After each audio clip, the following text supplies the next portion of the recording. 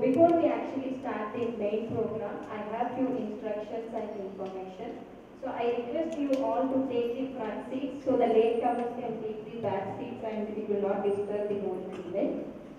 And I have an instruction that we have washrooms in the ground floor and the registration counter is also arranged in the ground floor. So whoever have not registered, so request you to complete the registration process now or while you are actually leaving the event. So and we also have the bookstall set up in the behind this hall. You can interested people can buy the books. There are different modes of payments are also available. So please use the facility. And at 5:15 p.m. Because you all guys to settle down so that we will actually play a video on the book, the conflict resolution, the RSS way, for which we are actually all are here. And when the main program starts after our chief guest arrives at 5:30, so request you all to switch off your mobile phones and be alert over here.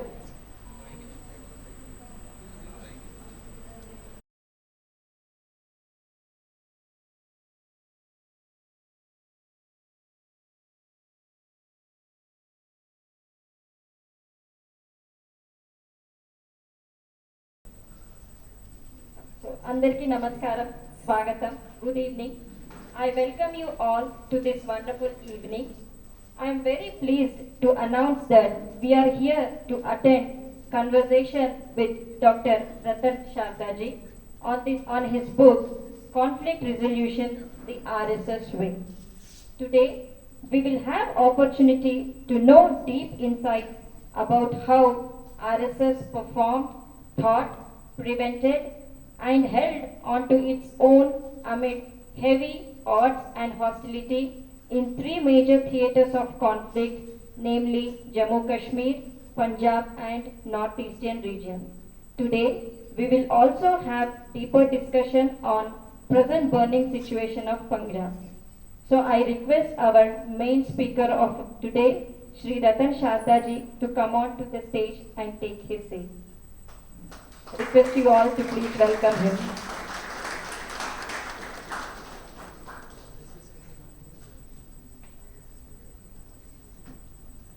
I also request now Shri Balreddy Garu to come on to the stage to take his seat and take it.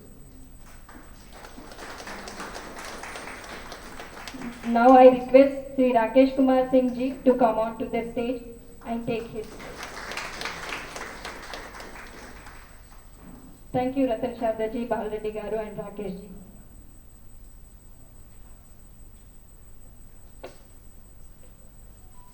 We all will start the program with Bharat Mata Puja.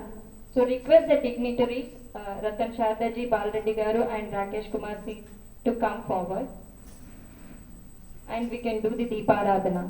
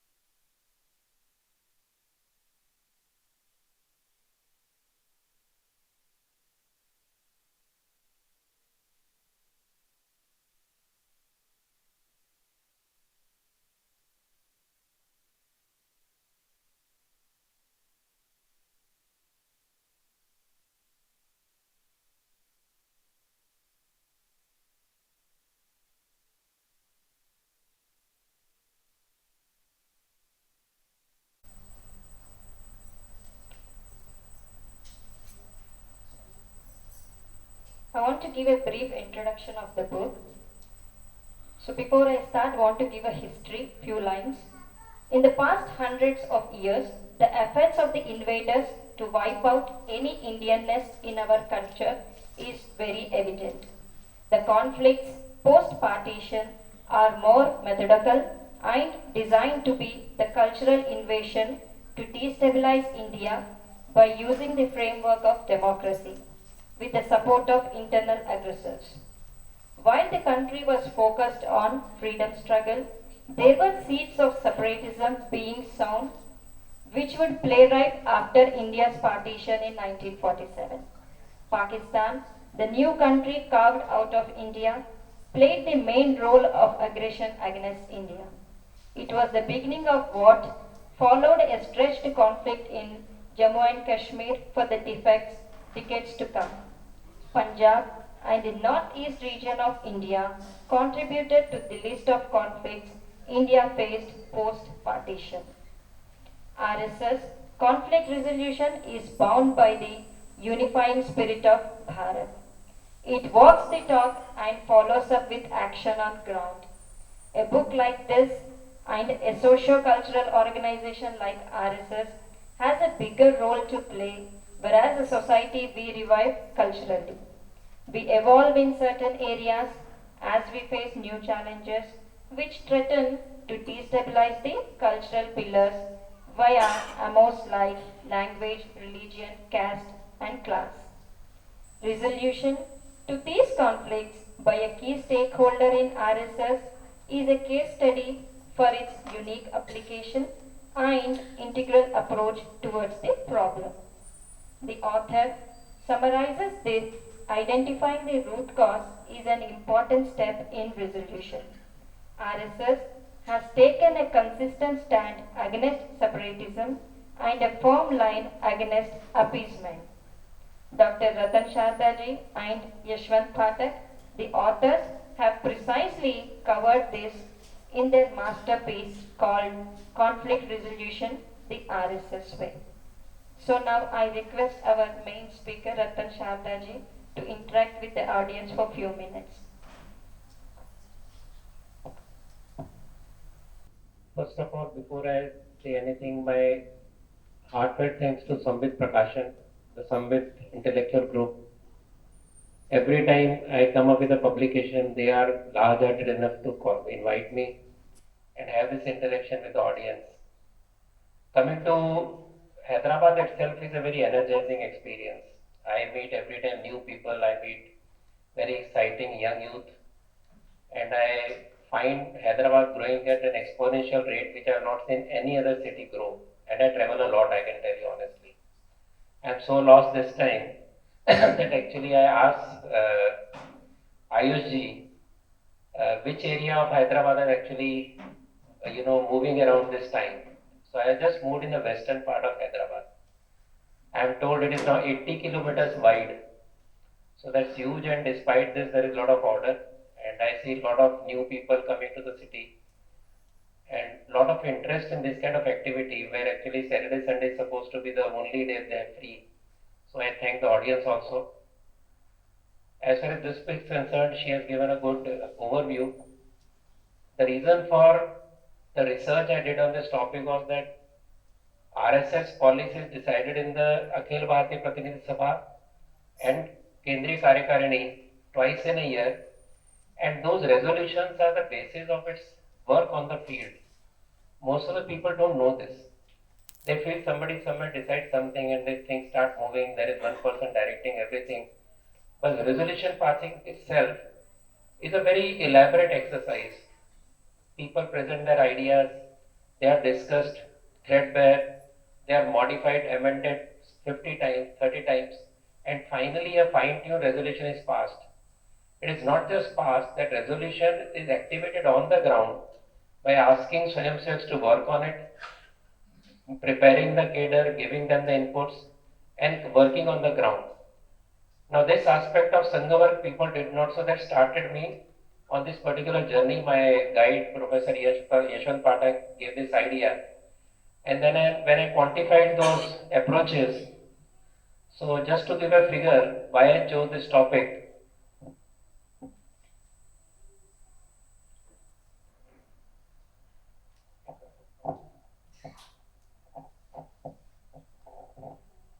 So till 2014, Number of resolutions passed on Jammu Kashmir is 25. Number of resolutions passed on northeastern region, which is these are subjects of my research, 17. Number of resolutions on Punjab, where the trouble began in 1980, was 12. Resolutions passed on national security, 21. On Bangladesh and East Pakistan, 14. Pakistan, 15. China, 4. So you can realize that mischief that happens around us is all noted by Sangha. Then there are national issues where 40 resolutions are passed. On cultural issues, 14. On Hindu society and reform, 15. Minorities, 22. So it was such a vast area to cover. I decided to concentrate on these three topics. And what we find is that for each region, a certain policy decided based on Sangha strength in that area, issues that come there, and then how to take it forward. So the resolution to Jammu Kashmir is different. Resolution or talking about Punjab problem is different, and tackling Northeast is different. For example, Punjab was strongest in terms of Sangha strength during partition. There were more than 1200 shakas, there were more than 200 pracharaks. In Sindh itself, there were about 46 pracharaks, including Advani ji and Chamarwal Wadhwani, etc. Northeast, there was no work. Bengal, it was weak. But all the areas, whatever they could, they did. In fact, during the attack on Jammu Kashmir, scores of Swayamsevaks sacrificed their lives to support the army in defense of Jammu Kashmir. They went along with the army on the front lines, picked up armaments, made roads, bridges, airfield runways, etc. And many lost their lives.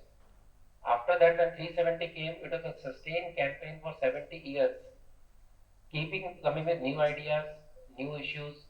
In fact, dividing Jammu Kashmir in three parts was mooted by Sangh in 1993. And there was huge hue and cry, including people who actually dominate the scene in the name of secular politics and secularism. They were very upset because that was their game plan of controlling entire Jammu Kashmir using Valley as their launching pad. So all these issues are brought up. Then again there was a lot of change in the scenario. Then in 2001, Jammu Kashmir Study Center was created. New research was done because everybody said as per law you cannot do it, as per constitution you cannot do it. Then the origins of 370 and 35A, a clause which was hidden in annexure of the constitution, which nobody knew, including Supreme Court lawyers and judges, that was found out. And that is how the new narrative was created, that how Jammu Kashmir actually this entire 370 is an injustice on people of Jammu Kashmir. A million people who moved from Layalpur and that belt of Punjab to Jammu Kashmir, because they were poor, they were scheduled caste and tribes, they didn't have money to go to Punjab. So those who moved to Punjab, two of them became Prime Minister, Manmohan Singh and Inder Kumar Gujral. But these 1 million people, by the time it happened, it was 1 million people. They had no state rights. They were not citizens of the state. They had no right to education, no right to employment, no right to join any forces. That was the condition. They were open in the areas where they had no facilities for 70 years. Nobody talked about them. There are Safai Karmacharis called Valmikis from Punjab who were called to Jammu Kashmir because they didn't have people to sweep and do the scavenging. They were promised citizenship. They were promised all the rights. They got no rights. So if a Safai Karmachari did PhD, he would only get a job as a Safai Karmachari. If I was an Olympic champion, I would get the only job as a sweeper. These are the laws passed under citizenship law under 370-35A. Not only that, women have, in 1981, new citizenship law was created which took away all the rights of women.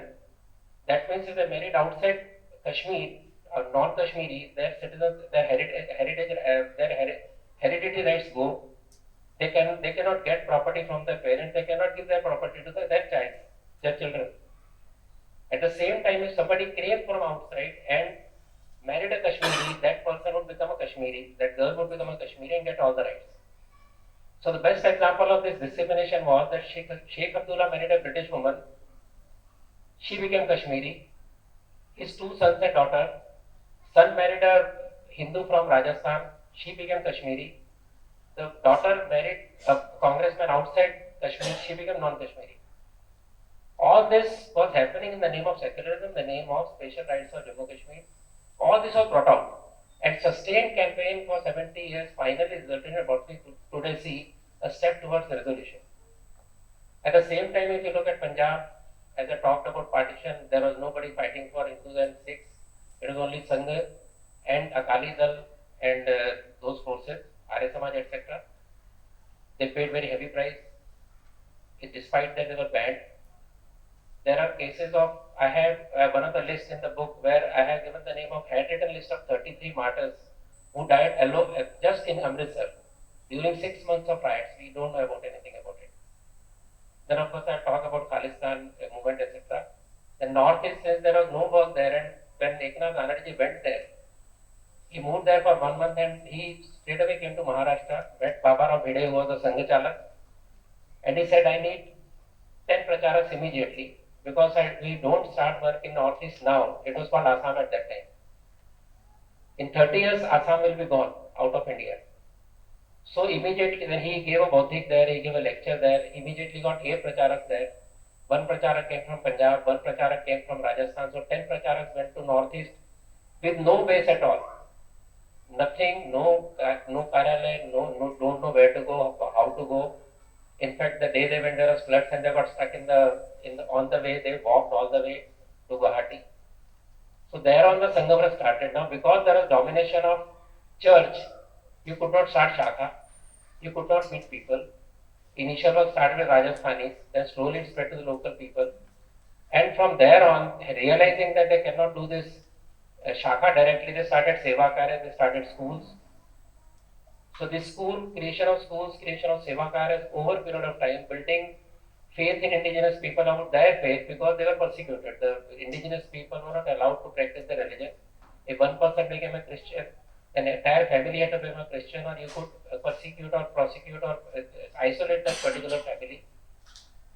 So this movement of tribal self-respect began, which is showing result after 70 years now. Many people are returning. This took years and years of work, including nobody stood for the Chakmas, for Ryangs and all these people who actually were dishoused because they were not converting. These issues were brought up, their support system was created for them, disaster management was done as and when required, and what you see now is not a sudden transformation. So the turnaround that you see, that you clap for, actually has a sacrifice of hundreds of pracharaks. Many people who were killed, of those pracharaks who were killed, kidnapped, tortured, killed, and nameless people who started schools, Seva Karyas. One pet story which I always talk about is Bhaiyaji Kane, who was a teacher in Dombivali, Mumbai. Guruji told him, you are already elder and you should be working in Assam. He said, okay. So he went to Assam. He started a school in Ukhrul. Ukhrul is about 6 kilometers from Myanmar border, I think, in Manipur.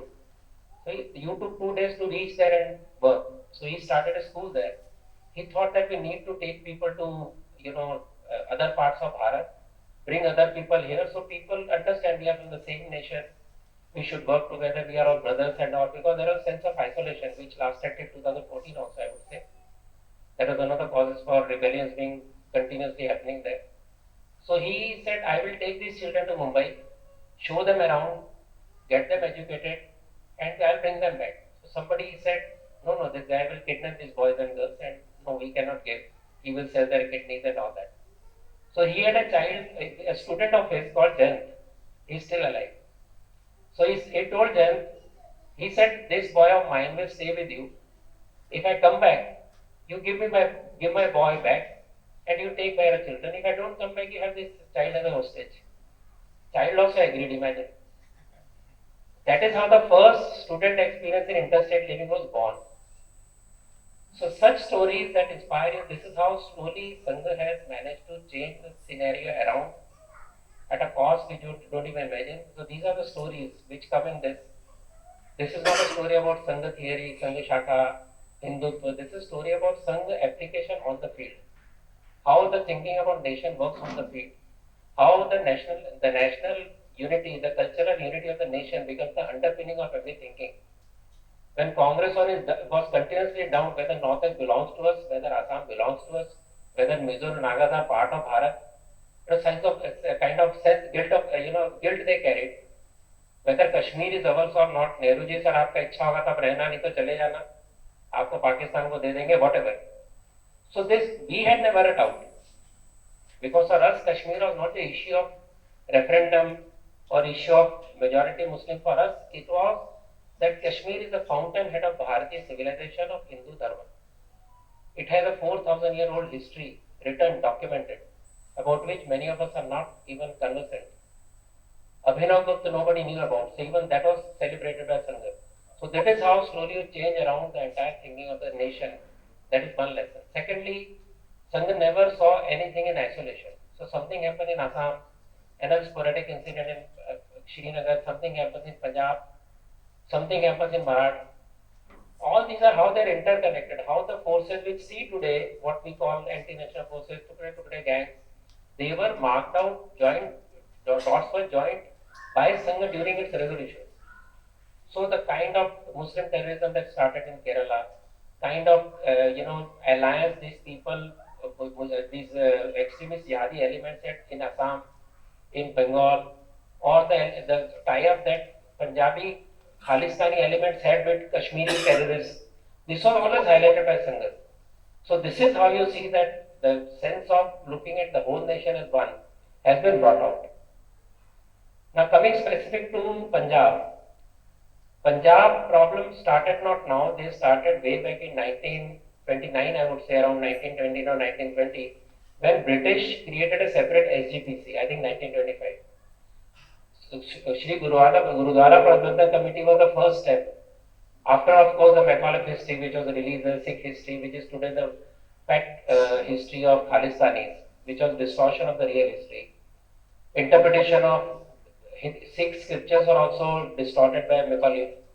And when Nabha Singh, Kanha Nabha Singh, he was the person who actually used that particular literature to create an entirely different narrative about Sikh identity. But 25 British then played further game, SGPC was created. So that is how slowly this separation of Sikhi from the Hindu mainstream was created. During 47, demand for separate Khalistan state was made, but it was made that they should not be crushed between Pakistan and Bharat, and they don't have their identity. So Master Tara Singh, a very huge patriotic, fought for their place as Punjabi Suba or Khalistan because they wanted to hive off from Punjab. He said partition Punjab and create a separate Khalistan of us, remove all the Muslims from there. His house was burned, his 59 relatives were killed, and he came to Bharat after that. So from there on, Congress played a lot of politics there. It did not, the language issue was also, with due regret, was accentuated by Arya Samaj during 1951 census. Arya Samaj said you write a mother tongue as Hindi. But Guruji was very strongly against it. Guruji condemned those people. He told Swayamsevaks not to fall for it. He said Punjabi is your mother tongue. Every regional language is wonderful, and every regional language is national language. So you must write this mother tongue because this is your mother tongue. So the first agitation that started in Punjabi for Punjabi was the kind of rift that was created by both Akalis as well as even our own very highly over-enthusiastic Hindus. As the issue settled down, finally language was accepted as one of the languages. Then Punjabi Suba demand was not fulfilled. Linguistic states began getting formed somewhere in 53. But Punjab was not considered a state because Congress thought that once Punjabi state or Punjabi Suba is stated, they will lose control of the state. So they kept on postponing the decision. Again, Sangha supported the decision, though Guruji was against linguistic states from beginning. But he said if all the states are done on linguistic state, why are delaying Punjab?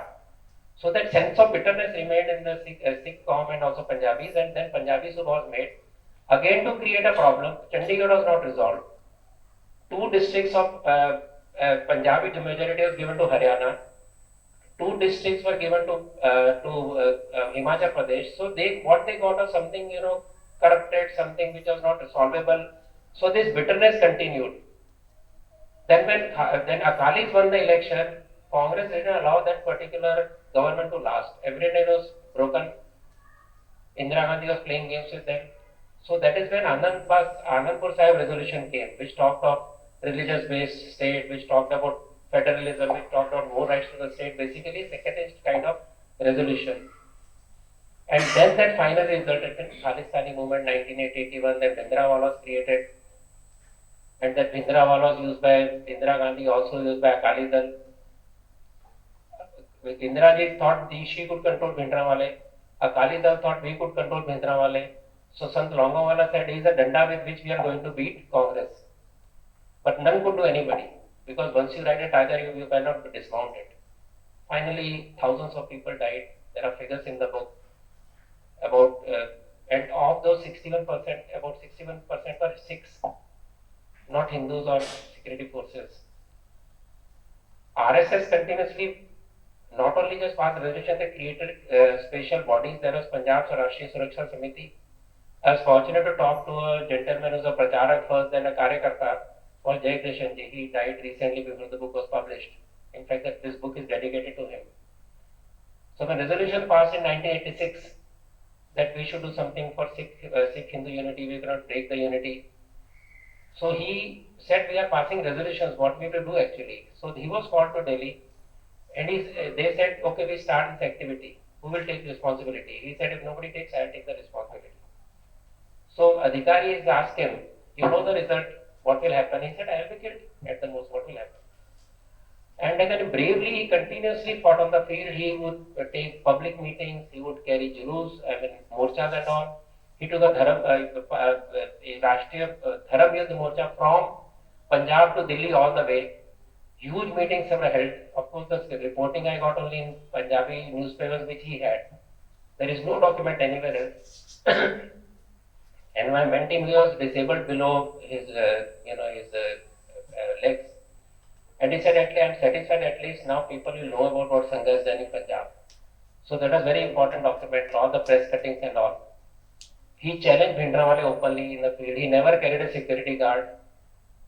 And then slowly people who were leaving Punjab stopped leaving Punjab. The idea of terror was that Hindus should leave Punjab. Those who opposed Khalistan should leave Punjab. But they refused to leave Punjab. Slowly that exodus slowed down. And finally peace returned. Of course, KPS Gill came and there was huge, very strict action. Those who created that demon, they paid a price. Beyond Singh lost his life, who gave KPS Gill full free hand, and Indira ji lost her life.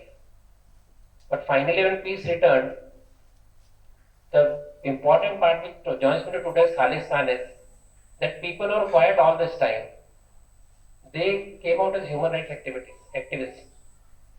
A number of cases, hundreds of cases are put against policemen for violating human rights. Those people who could not come out of homes, they started talking human rights. And that led to one of the most sad part when one of the ex-IGPs, Mr. Sandhu, committed suicide. A.S. Sandhu. And there were continuous houndings. So the Punjab police was facing 85 CBI inquiries, 91 judicial probes. 30 policemen were in jail, hundreds were on bail, 140 including 7 SPs were facing prosecution with CBI on the Supreme Court order. No less than 1/6 of the 70,000 strong force may find itself in the dock, admitted senior officer. And a police officer said those who fought terrorism is now being looked upon by their own seniors as criminals. So RSS condemned that also. And to end this particular chapter, what KPS Gill said, we are far from the edge of the abyss. Let this nation beware of the hour when no man will risk his life to protect another or to defend the nation. जोश महिलावादी once wrote, बिजलों के इश्क में शैदा मुझे क्यों कर दिया, इस नामर्द देश में पैदा मुझे क्यों कर दिया. These are the words of KPS Gill. And this is how finally the price paid by security forces and the nation resulted in calming the waters in Punjab. That brings me to Khalistan 2.0. He deserves a big round of applause. We are only used to seeing, seeing him on the TV screens, and he doesn't give time to anybody. So when he's all guns blazing, people have to just shut up and listen. So Ratanji, true to your, I think,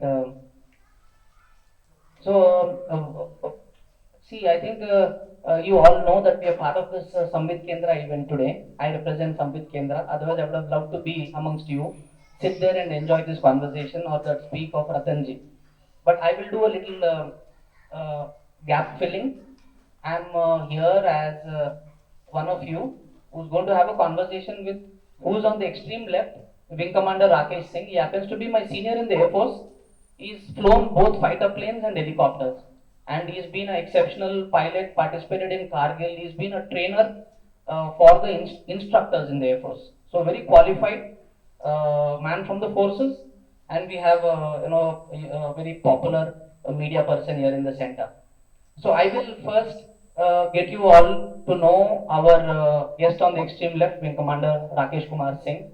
So I call him RK sir from the Air Force Day, so I'll use the same. It's easy for me. So RK sir, for the benefit of the audience here, who come all the way on a weekend, not spending time with family. Some of them have come with families. There are children also. So tell us your experiences with the forces and your stay in Punjab, Kashmir, Northeast. I know we will be very superficial when it comes to talking about these terms as compared to Rathanji, but nevertheless, the audience will understand our conversation little easy, and then we'll promote them to understand Rathanji's through our Q&A with him. Please go ahead. Vande Mataram. Thanks, Monty. Thanks for a lovely introduction. The fact remains that I was with the Air Force for 21 years, served in various areas, disturbed areas of the Northeast. So I was posted in the Northeast in the times of the early 90s when the Ulfa problem was at its peak. Thereafter shifted towards Kashmir. While the first election after the 90s, when it took place, I was there participating in that in terms of shifting people from the whole panel from different places. So we did get an experience to, did get a chance to experience the whole thing up close. But the fact will remain that when it comes to us, especially in the Air Force, we are not the men on the boot, we are not the boot on the ground. It's the army which is the boot on the ground. So they get the first-hand experience. We get just a feel of it. So within the field, you realize that the problems that existed in the Northeast or the problem that existed in Kashmir are two different worlds. The Northeast was, as Ratan sir had brought out, a classical case of neglect from the central forces. When I say central forces, I mean the central government, where it was treated just as an outer limb. Time milega to dekhenge, that kind of an attitude. Kashmir continued to remain in the center. I went to Kashmir for the first time in '97, and trust me, the feeling was I was an alien country. They treated us as an outside agency. You could see the hatred in their eyes, you could feel the whole hatred which existed in the valley. From there, coming to this position where now if you visit Kashmir, I've had an opportunity year before last to go. Things have changed quite a bit. Interesting part is, more often than not, the problem is the loud mouths, the people who speak the loudest are the ones who get heard. And the silent majority, sadly, the silent is the majority, but they remain quiet, and the result is people from outside start assuming that the loud voices that we are hearing is the actual story of the place, which is not the case.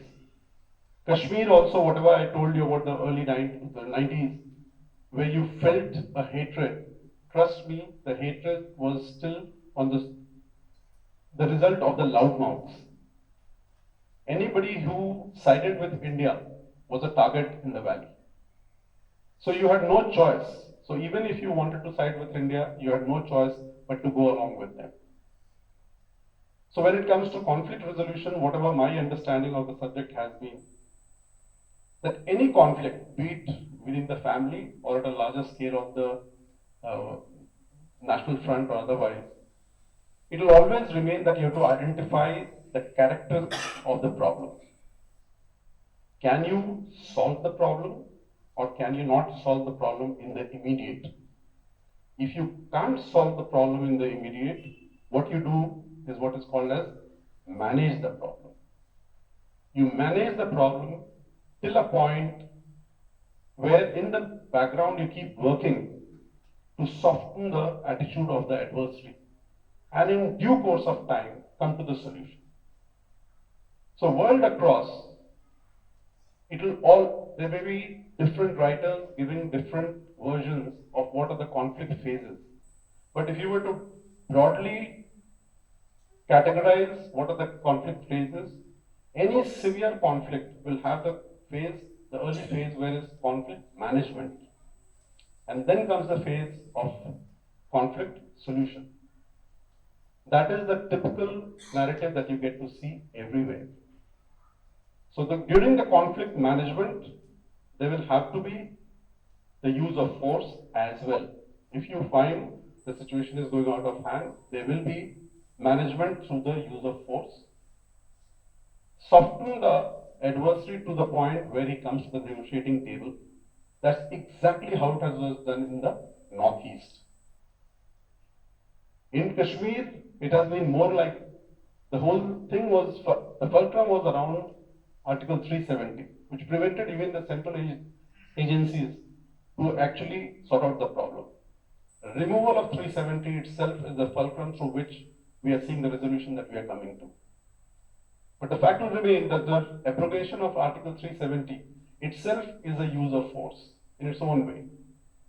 Maybe a democratic process, maybe a parliamentary process, but the fact remains that it was a force which was utilized. That's why so much of anti-voices that you got to hear both within India and outside. So as I understand, everywhere it will be conflict management till the time you can get to a position where you can find a solution. So here I would like to ask Ratan sir, as far as RSS is concerned, how does it view the conflict resolution? Is it anything different from these two different phases or is it the same?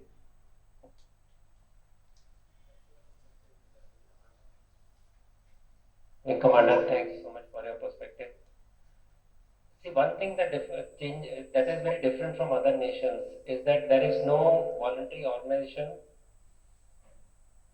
No voluntary organization actually being a part of a solution. Everywhere in the world there is government, there is force, and there are the insurgents.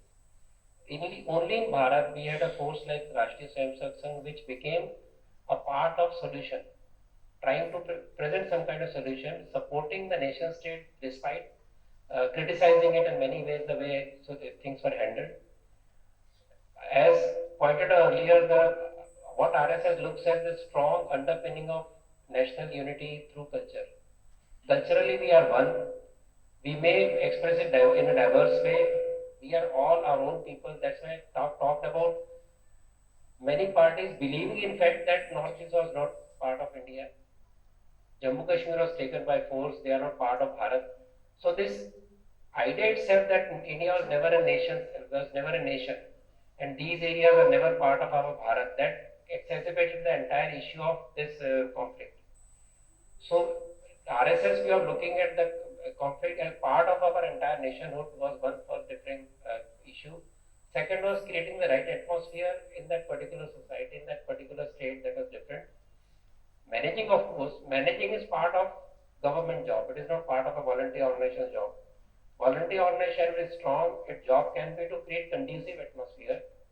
Even if it takes 10 years, 20 years, as you know that Northeast has been under insurgency, longest insurgency maybe in the world, 7 decades.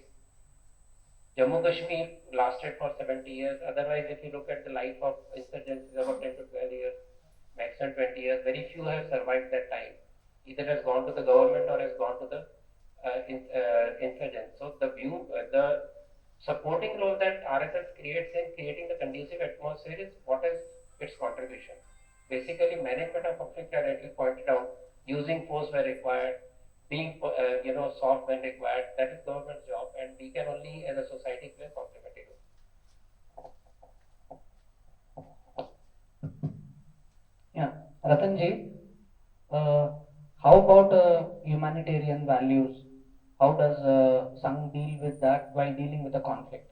At the same time, does it, you can say, emote with the problem creators? Or how does it manage on one side the people who are causing the problem, and the other side the ones who are being victimized in that particular area? So how does Sangh manage this in a typical situation like in Khalis in Punjab? In case of Khalistan, for example, RSS found was that Hindu Sikhs cannot be separated. It may be separate religion, but it has gone out of Vedic roots, and we have relation of skin and nails because each family has some Sikh as part of the family, either as a cousin or as a son-in-law or as a daughter-in-law. For us, temple and Gurdwara doesn't make any difference. For some, we are the same. So any program that is supposed to happen in a village will happen in a Gurdwara without whether it's cagedhari or non-cagedhari. For Hindus and like any Indian and Sangha, it was cagedhari, non-cagedhari. What we call Sikh and Munna. Munna is who doesn't wear pagdi and doesn't have dadi. For people who don't know Punjabi, they feel if somebody is not wearing dadi and pagdi, he is not Punjabi. People used to ask me, "Are you Punjabi? You don't wear pagdi." But actually, they are all from the same family. All the gurus were from the same community. This this is Khalsa Panth. So after 10th Guru gave the call for Khalsa, that is fighting army of pure, that was also joined by all the Hindus from every caste, from every part of geography. And that is how you see distinct identity of Khalsa, which we wrongly believe are only Sikhs. So there are a lot of Sikhs who are Sahajdaris, who are Sindhis or Punjabis who believe in Guru Granth Sahib, who believe in the teachings of Guru, but they are not Sikhs. So this was stressed a lot by RSS there. So on that ground, we can say that lot of trouble and sacrifice paid, where in 3 places RSS shakas were fired at. 25 people died in Moga, 3 people died in Ludhiana, another 11 people died in Dabwali. That was the price we paid for calling out for unity. But as far as terrorists were concerned, it was very firm that they have to take it very fearlessly. If they need to be, every kind of force will be used. On that, it was very clear. At the same time, Operation Blue Star was post factly supported by RSS, realizing that nothing could be done, but it was very cautious. It did not recommend Operation Blue Star, but it did finally say, okay, this will be done. It was done with very heavy heart. It sought forgiveness. Not only that, when the Jodhpur detainees were there and people wanted them to be released, RSS called for the release. But government took its own time to release them. It released them at a very wrong time when this Khalistan is rising again during those periods. So that is how it takes. So in Northeast, a completely humanitarian approach, but if there is terrorists, there is separatists, have to be very firm. Janet doesn't believe in diplomatic solutions as far as this negotiation is concerned. Is oppose the Mizo deal, for example, so it turned out to be good. But anybody can make a miscalculation. That was one of the steps I would say where RSS did not see the diplomatic part of it, but otherwise very firm on those issues. While they're not just giving an academic resolution to any conflict, they're also on the ground dealing with the conflict. So should we open the forum for Q&A from the audience?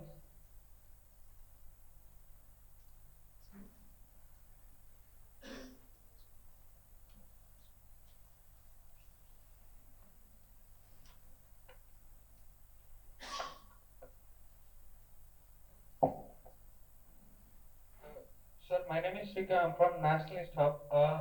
I want to ask you one thing, sir. Respected military veterans and sir, there is a thing in Northeast called Naga Regiment. So in many ways, it's highlighted in army, either Naga Regiment or Gorkha Rifles, Assam Rifles, or take it any different Northeast Regiment.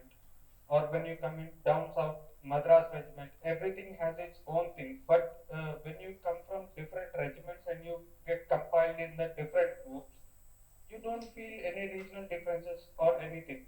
same follows with RSS. When some pracharak from south, down south and goes to Haryana or Himachal Pradesh and he do his pracharak, he doesn't think any difference. He thinks that the entire territory is of my own land. But when a common man from an individual state, for example, when a common man from Maharashtra go to UP, his mindset will be changed.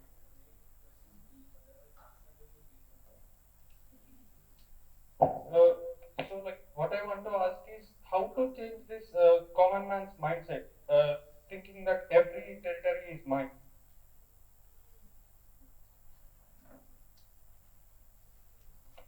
See, the fact remains that, let's say, the Naga regiment or the Madras regiment, they get deployed all across the country.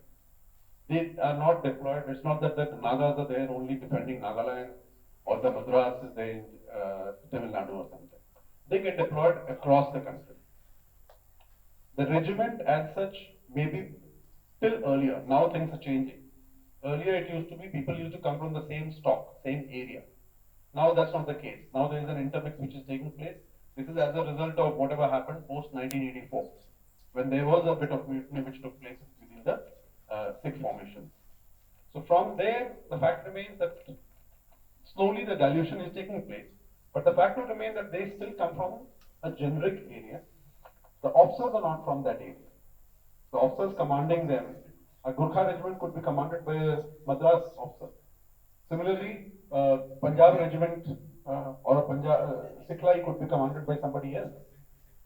So what happens when you get deployed to different areas, you get exposed to different kind of people, your mindset changes. Same thing when it goes to the normal civil crowd that you're talking about. As we move more and more to different areas, you will become more and more broad-minded. Today, if you see, the fact remains that I was born in Bihar. I have served all across the country. Serving, one of the largest chunk of my service career was in South India. So my outlook to South India will be very different from vis-a-vis somebody who is from that typical village from where I have come from. The same thing is going to happen right now, thanks to social media, one, and second, the travel, because of our job and job opportunities, people are moving all across. Just give it time. Just give it time. We will amalgamate and become more amenable to each other. The differences that we see will disappear. Just give it time. So I'll request the audience to focus the questions on Khalistan and get the benefit of Ratan Shardaji's presence, and especially conflict resolution, RSS way. So if you keep the Q&As to that, I think we'll benefit the most because time is really at premium and he has a flight to catch post the event.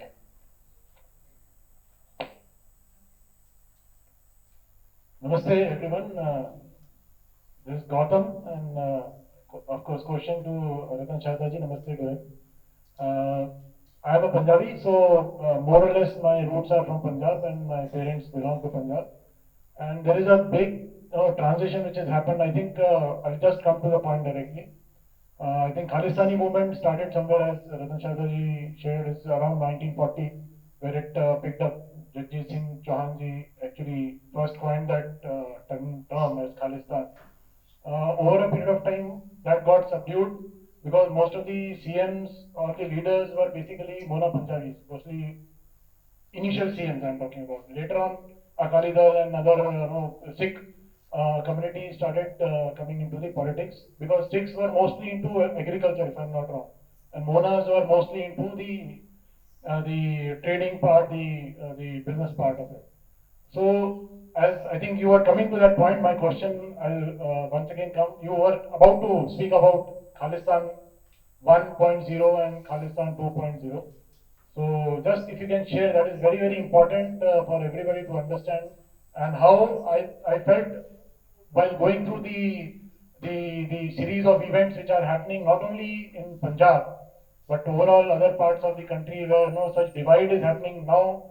No, it is more of Hindus and Sikh rather than earlier. It was like you shared the data of killing of initial first Khalistani movement was mostly Sikhs were killed, but now it is more towards the Hindu side.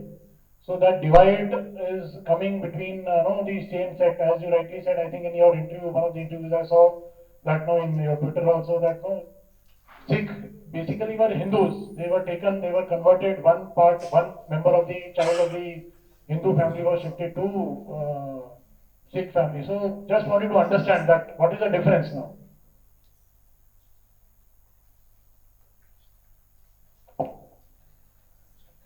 You have made some points and very interesting points. Actually, Punjab situation is not between agriculturists and others. It is not even a friction between Sikhs and non-Sikhs. It is some madcap people who have decided that they have injustice on them and they should have a Khalistan.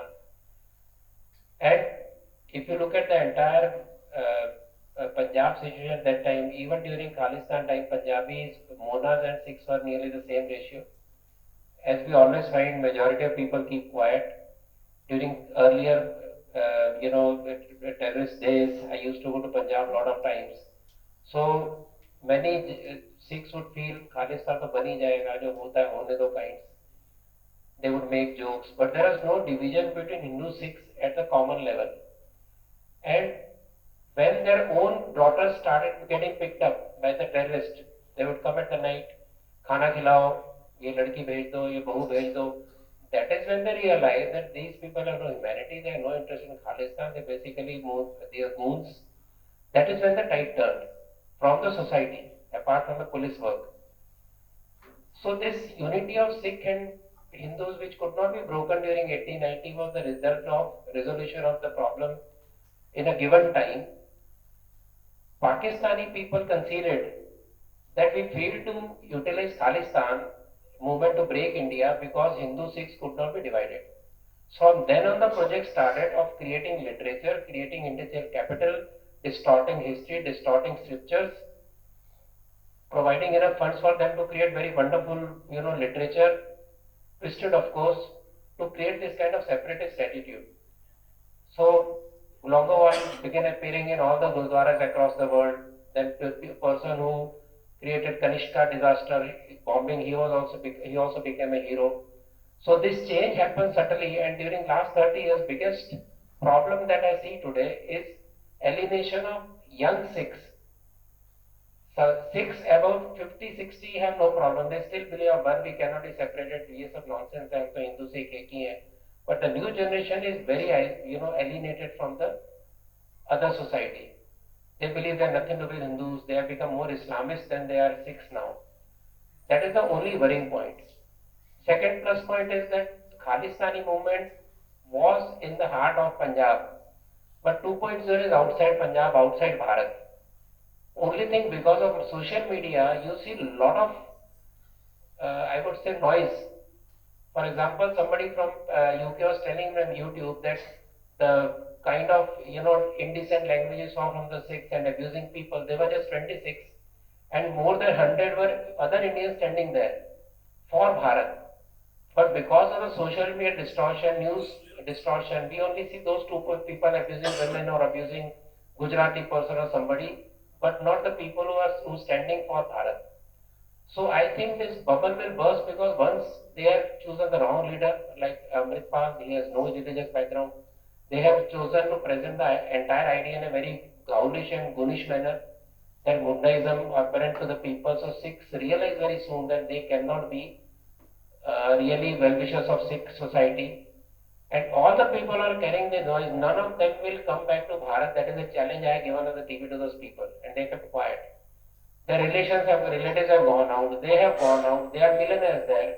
They have got acres and acres of land there. They have no interest in coming back. So let them make Khalistan in their own country. यहाँ तो किसी को चाहिए ही नहीं.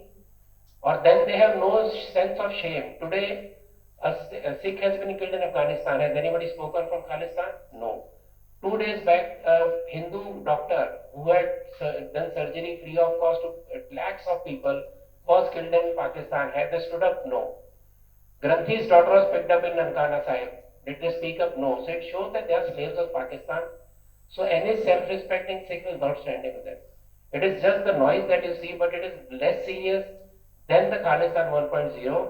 At the same time, seriousness is looked at the alienation of the Sikh youth because of our own inaction to respond to those people in the language they understand and to produce the right scriptures and literature and history which shows that this kind of misinterpretation of Guru Granth Sahib, Dasham Granth is not correct. That is the fight. If we can present that positively, maybe another 10 years they will understand.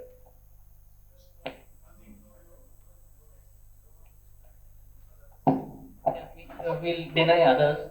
So let's keep it to just the question, request the audience, just the question. We all know the theory.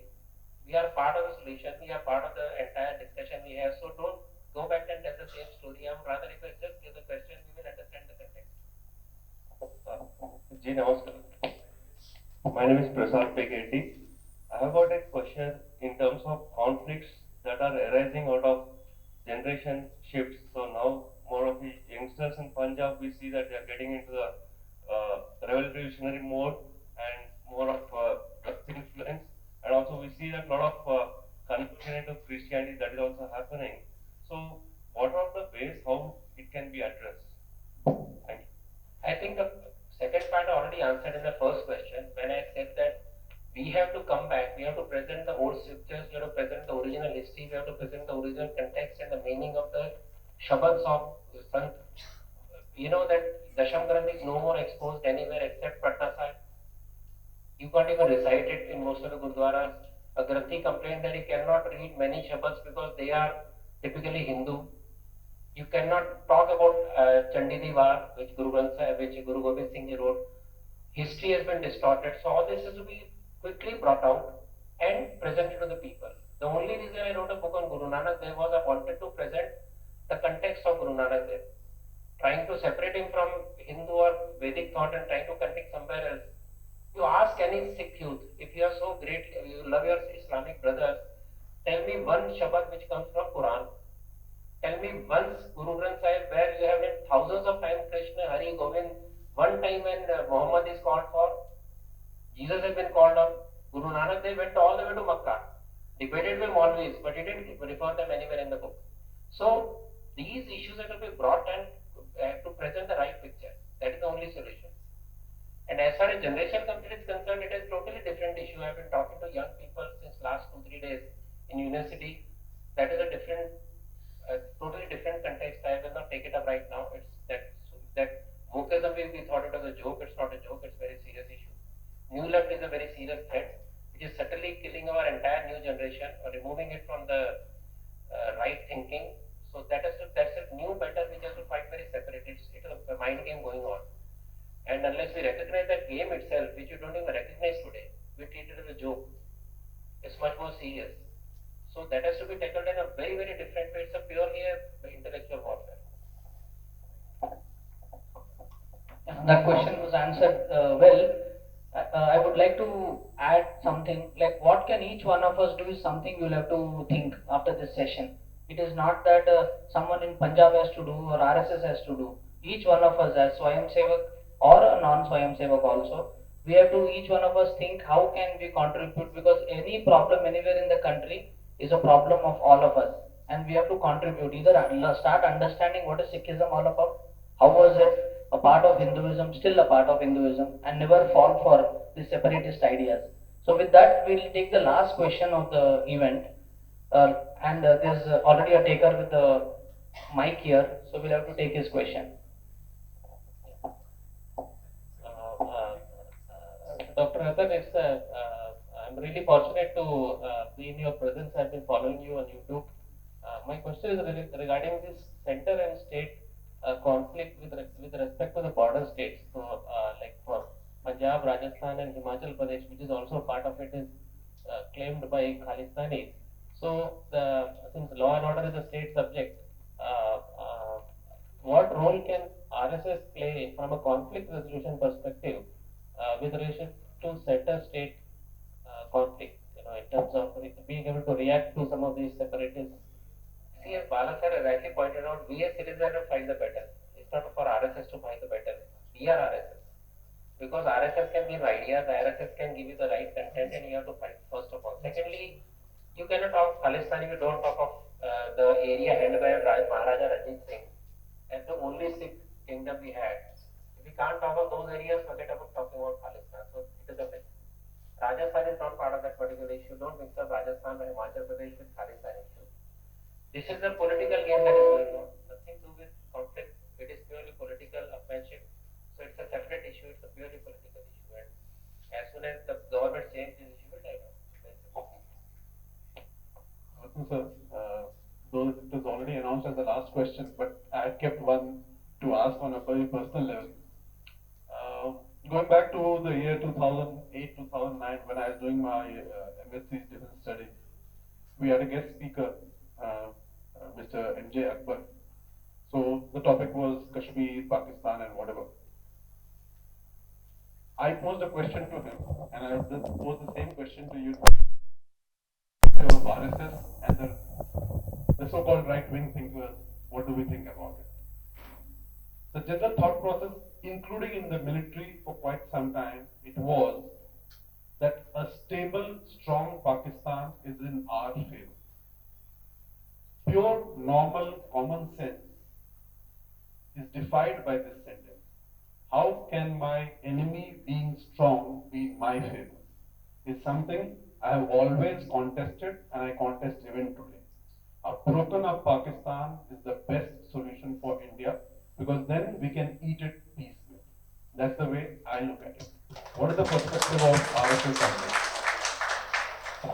Ratanji, uh, Ratanji, our Bandhu is waiting for from the first question, so just one last question, please.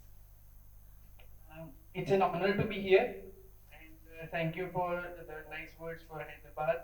I have one question. What is the contribution of Wahhabism, evangelism in Khalistan 2.0? Are we potentially looking at further partitions in next 25 years? As far as point one is concerned, you rightly pointed out that during Khalistan when there was no evangelism in Punjab, Christianity was on the margins. Right now, Christianity is huge in Punjab. The question that we keep on asking SGPC continuously and the so-called Khalistanis is, they have billions of dollars with them, why they are not fighting conversion? The isolation of Biharis, UP walas who are there, who are the bhaiyas and who are being slapped left and right and treated very badly. The Majhabis, which is basically scheduled castes, not treated well. Their Gurdwara separate. Nobody mixes with them in the society. Akali Dal and Khalis and Akali politics have been hijacked only by Jat Sikhs. All these are very serious issues, and evangelism then becomes a problem. They are not showing up as supporters of Khalistan, but there is a huge chunk of people who are being converted who will not remain part of the mainstream of society, and that has to be looked upon very seriously by Sikhs themselves, and including people who espouse the cause of Sikhi. They say Hindus will destroy Sikhi, but these evangelists will destroy Sikhi. In terms of Khalistan, Wahhabism is not the problem. Pakistan is the problem. So Pakistan supplies the right kind of intellectual material, support, funds to make all these issues. So instigate them. And that was our question, right? Yeah. Now coming to Sir's question, Sangha talks of Akhand Bharat. Maharishi Aurobindo talked about Akhand Bharat. We did not know at that time when Maharishi Aurobindo saw the vision of Akhand Bharat, when he said that you can fulfill the destiny only when Bharat becomes one again. Partition will destroy its energy. It will not help India reach its destiny. So we are all clear that Pakistan has to go. In which way? Akhand Bharat, what shape Pakistan will take, we do not know.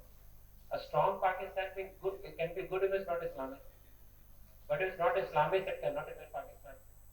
So then what is the next logic? That because it is only Islamist, because it is not, does not have a really cultural roots as a nation, it will dismember itself.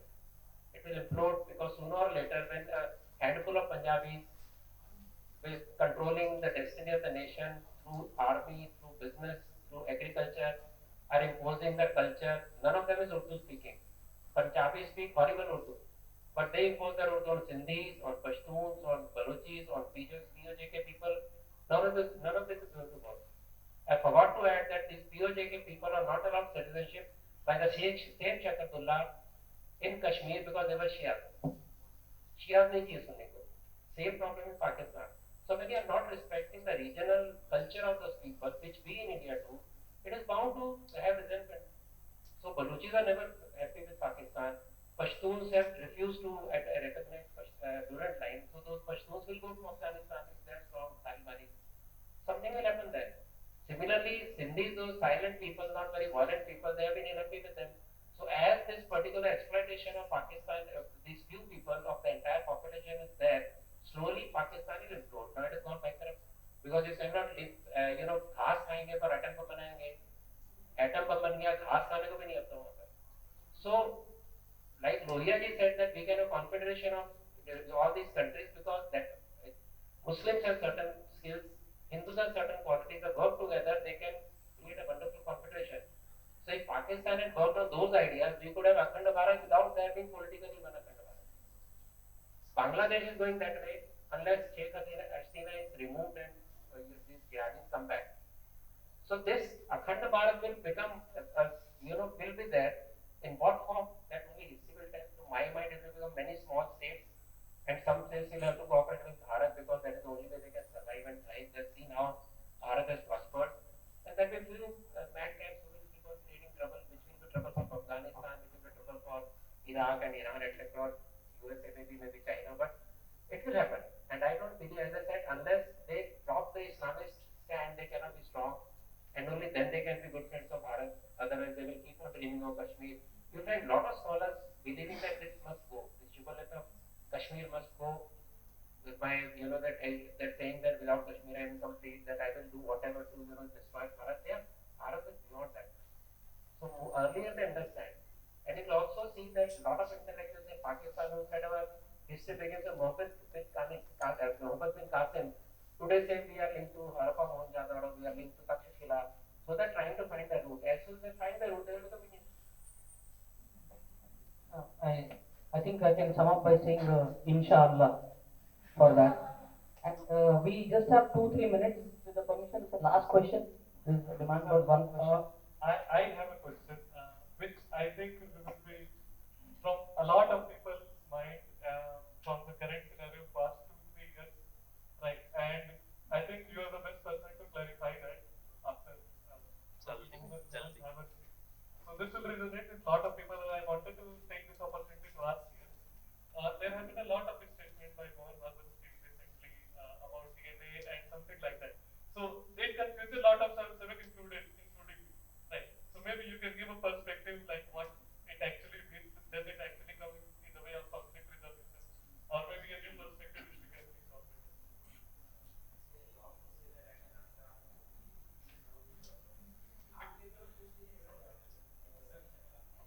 मेरे सब 2 points हैं sir. पहला एक query है, और दूसरा sir एक आपके मेरे फ्रेंड है सर, उन्होंने एक बुक लिखी है सर, फ्री के Modi, we want to give this. So first which one you want first? Give first you want the query, sir. The query is related to sir. So my query is just related to that.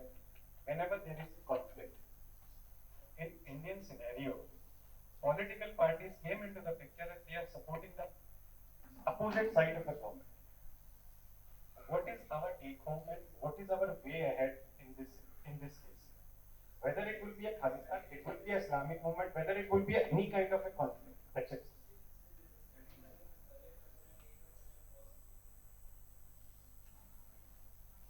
So I'll take a question. First, you said that what are the question again? You said. So my question is that sir, whenever there is a conflict. Yes. See what happens. People are seen through now.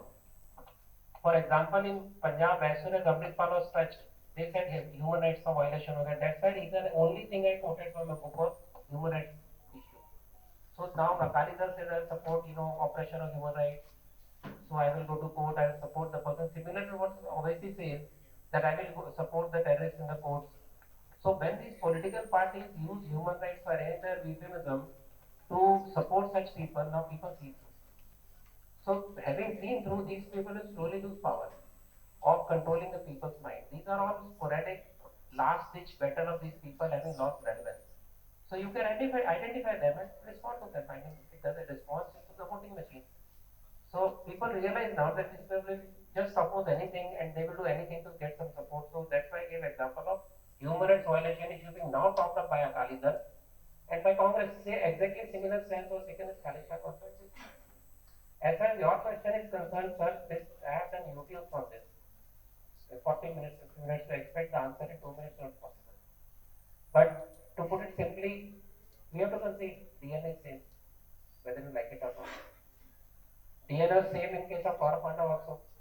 Krishna Bhagavan went and told Kauravas that we have same DNA. Why fight? Give them some 5 villages. They refused, and there is Mahabharata. Now, when you offer this particular, option of being friendly and brotherly, it's for the other side to respond positively, whether they want to stay together as part of the same family or they want to create Mahabharata. I will close it that because it's a huge answer I cannot give in such a short time, but you get my idea. Thank you. Thank you. I hand over the mic to Harima ji to take the event forward.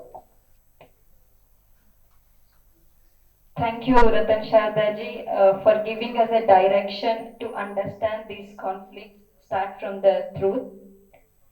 So I want to also thank Balreddy Garu and Rakesh ji. I want to call Lakshman Rao ji now to felicitate Sharda ji.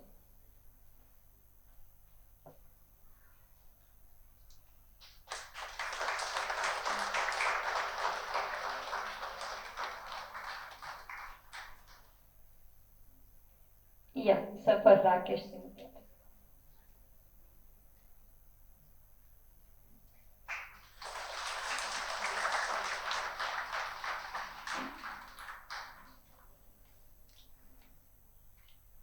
And now we move towards the end of the program. I would request Ayush ji to come forward and present the concluding remarks and vote of thanks.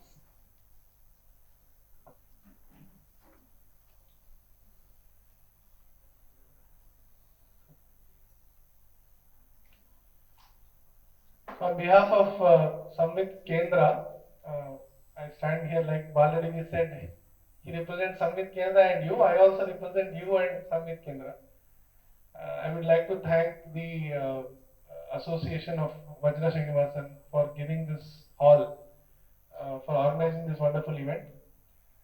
I also would like to thank Wing Commander Rakesh ji for coming at a very short notice and sparing time and sharing his insights about the life in the defense forces and how he, from their perspective, they see conflict resolution. I'd also like to thank the media persons from Nationalist Hub, Jagriti, Samachara Bharati for covering the event and a wonderful audience who have come here. So before we close, then the next question, every event that we have of this kind is what next? So what should we do next, right? So it's not an event where you hear and we go back. So every problem like Ratanji or Rakeshji, Baladiji have mentioned, they have similar resonance in where we stay also. Bharat is the same everywhere. The problems are the same. The only thing is the names are different. So if you look at the history of Hyderabad state earlier, when Hyderabad state was liberated in 1948, very few people know that the communists waged a battle against the Indian state for 2 years. So from 1948 to 1950, there was a battle for a separate state of Telangana, which will be communist in nature.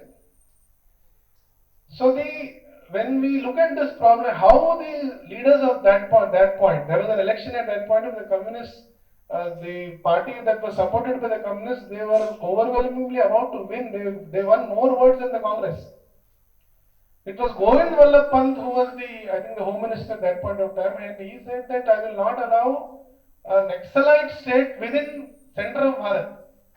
It was when the decision to the reorganization of states happened and whatever happened after that. So a large chunk of people, the defense labs that came up here, this was all part of a larger strategy which the government of that time had. Secondly, the way people have responded to this, the challenges, whether it was the communists or the Islamists, because the Islamic forces here which were ruling before 1948, they had this tendency to think that hum yahan ke malik hai. So after the state of Telangana was formed again in 2014, the debate that is running right now is kiski Telangana hai, right? So all the narrative issues that are happening now, whether it is by the so-called left groups or from Islamist groups, they are all talking about that the playing on the fissures or the fault lines which exist in each place. It's easy to magnify a fault line. So within Samvit Kendra, we have a center called Center for Cultural Studies. Now, Ratanji was in the University of Hyderabad day before yesterday. So when he went, obviously he was talking about wokeism and all that. So what is this wokeism about? It is about output of the cultural studies.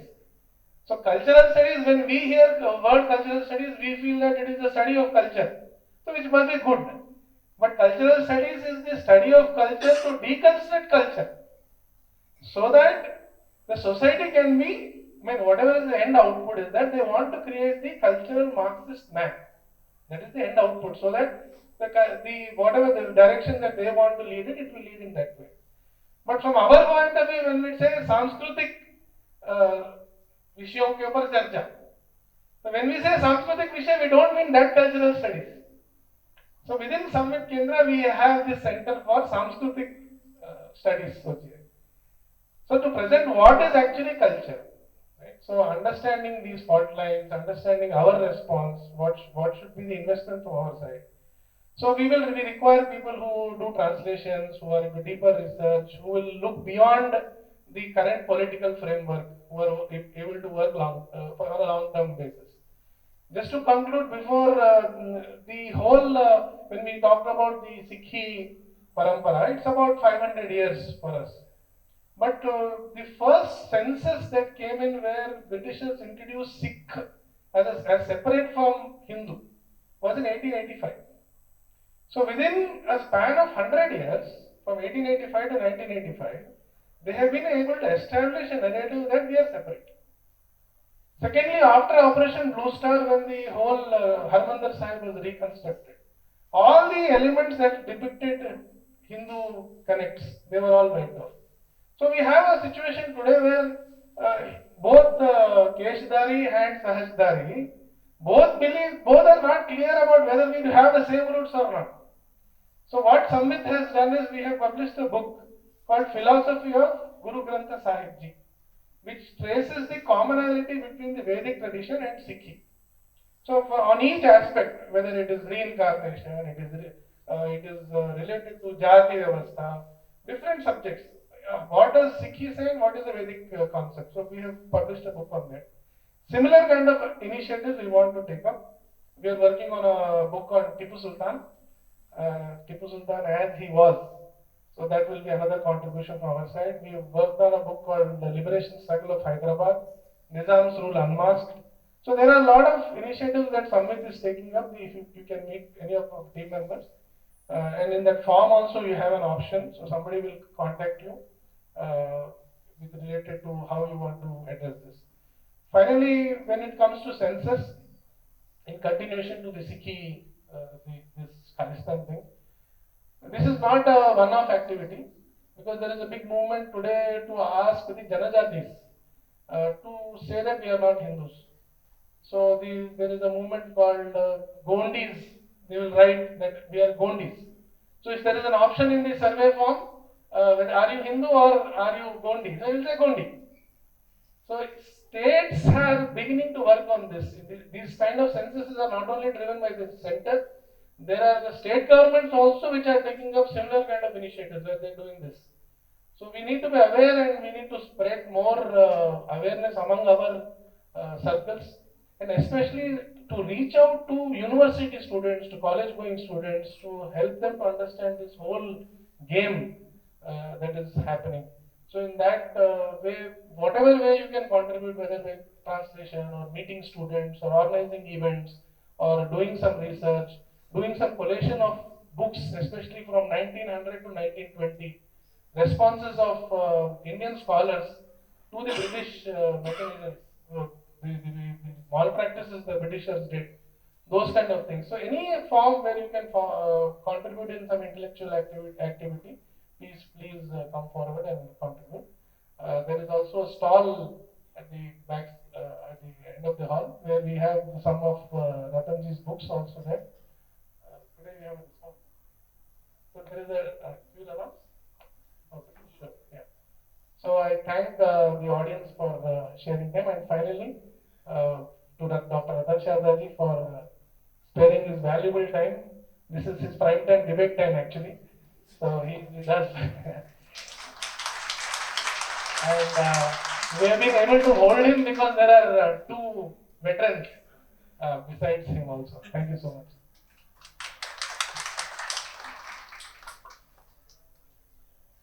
Thank you, Ayushji. So I want to repeat the Suchna that we have a special discount today for the books. So please use this opportunity. Now this program will be concluded by singing our national anthem. So request every one of you to stand up.